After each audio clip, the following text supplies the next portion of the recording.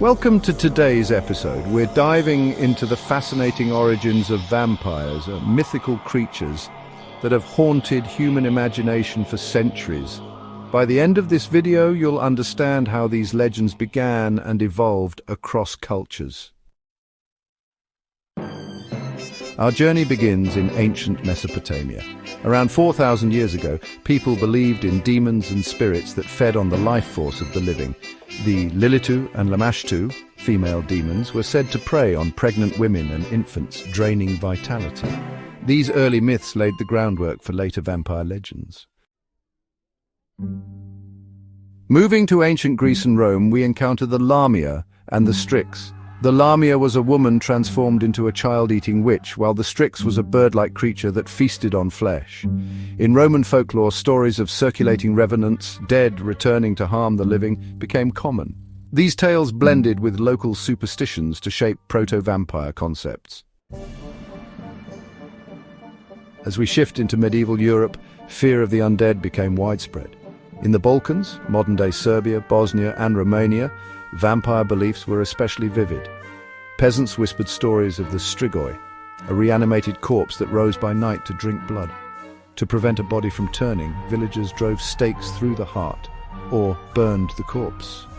Bram Stoker's 1897 novel Dracula would later draw heavily on these Balkan traditions.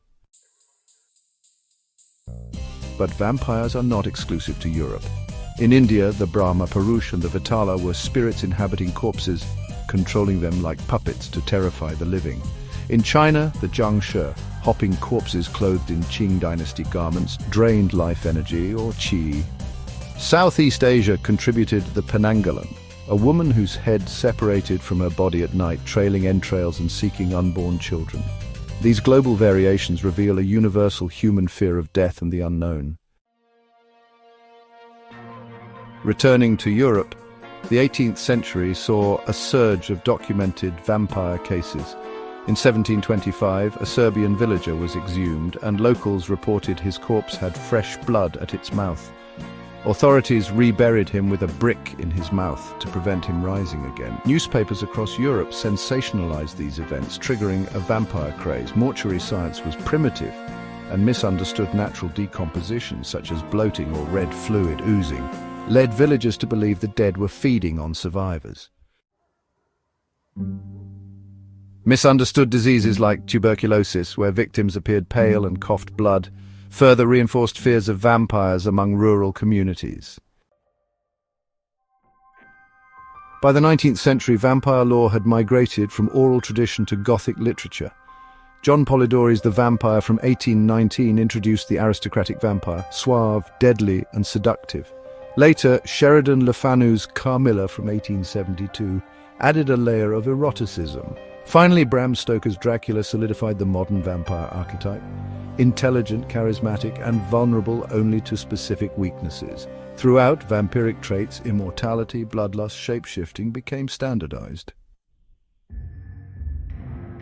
Today's portrayal of vampires blends ancient fears with contemporary themes. From film and television to novels and video games, the vampire symbolizes both our darkest anxieties and our fascination with immortality. Whether in Gothic castles or urban nightclubs, vampire stories continue to captivate. So, next time you watch a vampire movie or read a novel, remember, these legends began as attempts to explain disease, death, and the mysteries of life itself. Across cultures, people projected their deepest fears onto the idea of the undead. Thank you for joining us on this journey through history. Don't forget to like, subscribe, and stay tuned for more explorations into the myths that shape our world.